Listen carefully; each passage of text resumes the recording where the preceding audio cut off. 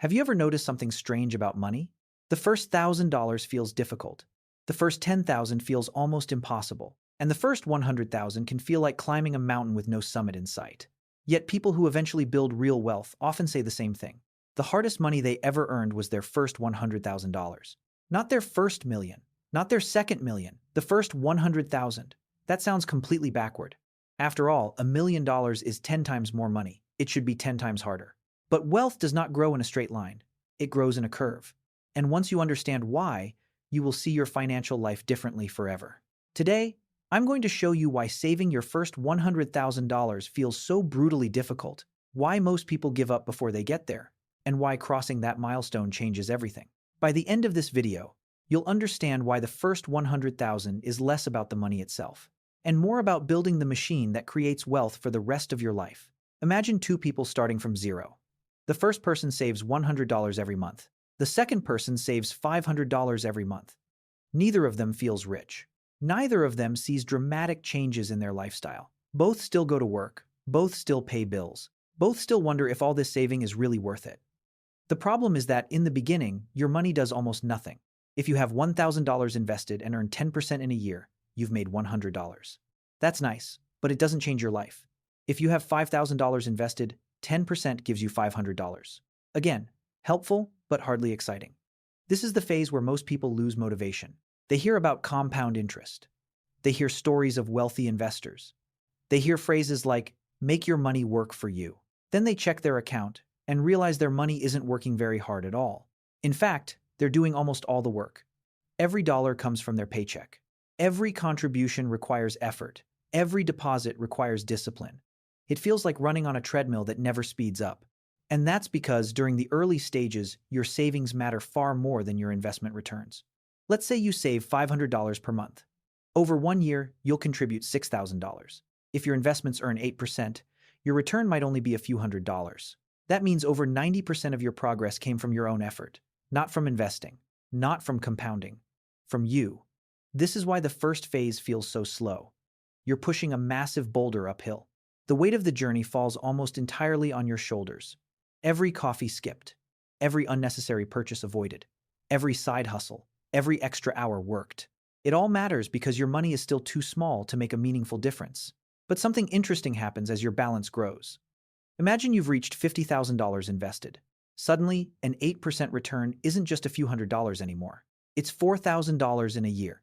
Now your money is starting to contribute. It's not carrying the load yet, but it's helping. And that's when the game begins to change. The challenge is that most people never stay in the game long enough to experience this shift. They expect immediate rewards from investing.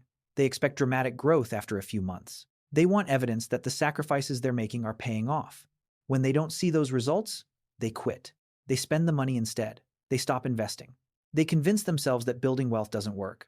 What they fail to realize is that wealth creation is front-loaded with effort and back-loaded with rewards. The beginning is disproportionately hard. The rewards come later, much later.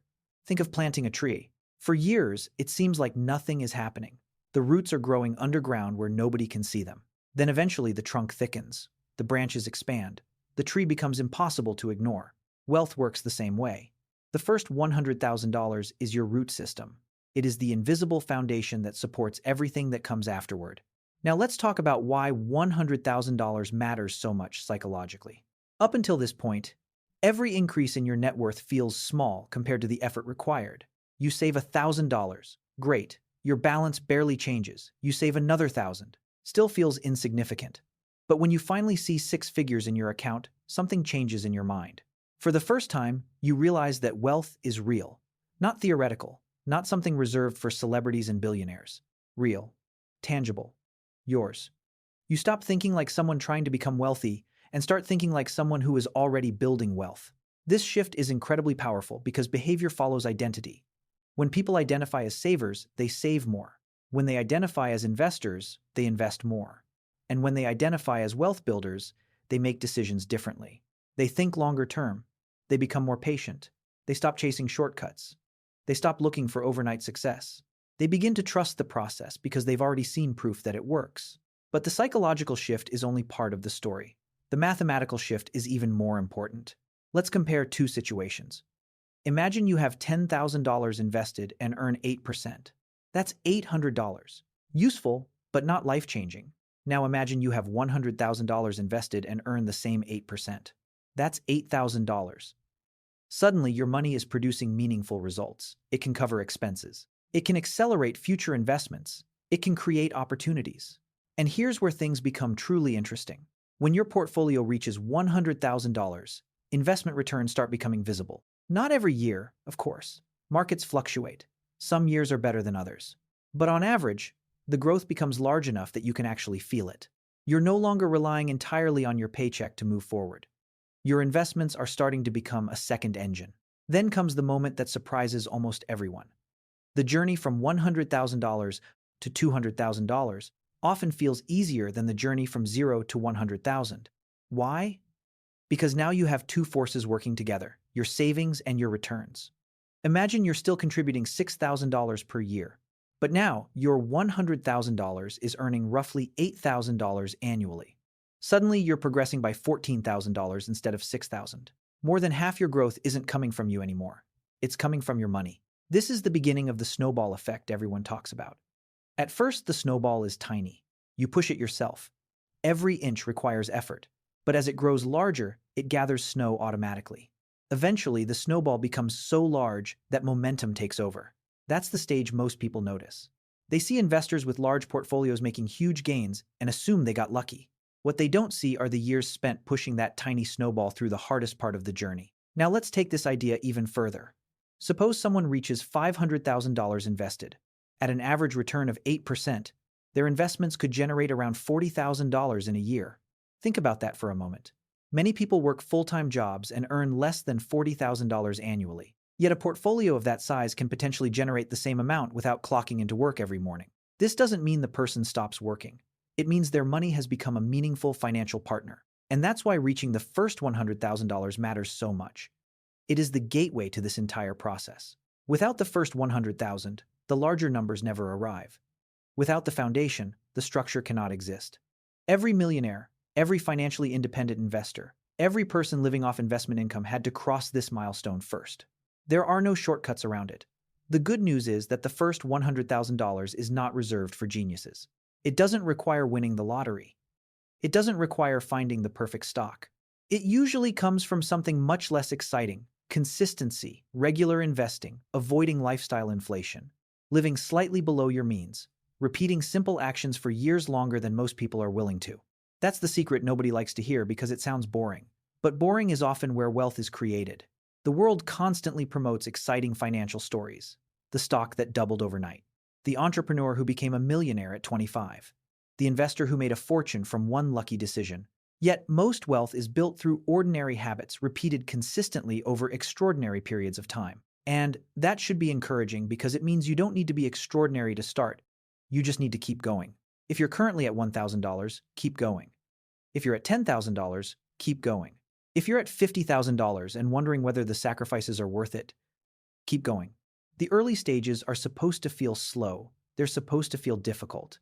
That's not evidence that you're failing. It's evidence that you're in the phase everyone must pass through. The first $100,000 is not the finish line. In many ways, it's the starting line. It's the point where the machine begins to work. It's where compounding becomes visible. It's where your money starts helping you create more money. And once that happens, the entire journey begins to feel different. So the next time you look at your investment account and feel frustrated by slow progress, remember this. The hardest part of wealth building is not becoming a millionaire. The hardest part is building the first $100,000. Because during that phase, you're creating something far more valuable than money. You're building momentum. You're building habits. You're building discipline. You're building a system that can eventually generate wealth for decades. And when you finally cross that six-figure milestone, you'll understand why so many investors say the same thing. The first $100,000 wasn't just the hardest money they ever earned. It was the most important. There is another reason the first $100,000 feels so difficult, and almost nobody talks about it. It has nothing to do with investing. It has nothing to do with the stock market. It has everything to do with human nature. When most people begin earning more money, they don't automatically become wealthier. Instead, their lifestyle expands to absorb the extra income. They move into a bigger apartment. They buy a nicer car. They upgrade their phone more often. They start spending money in ways that feel small individually but become enormous over time.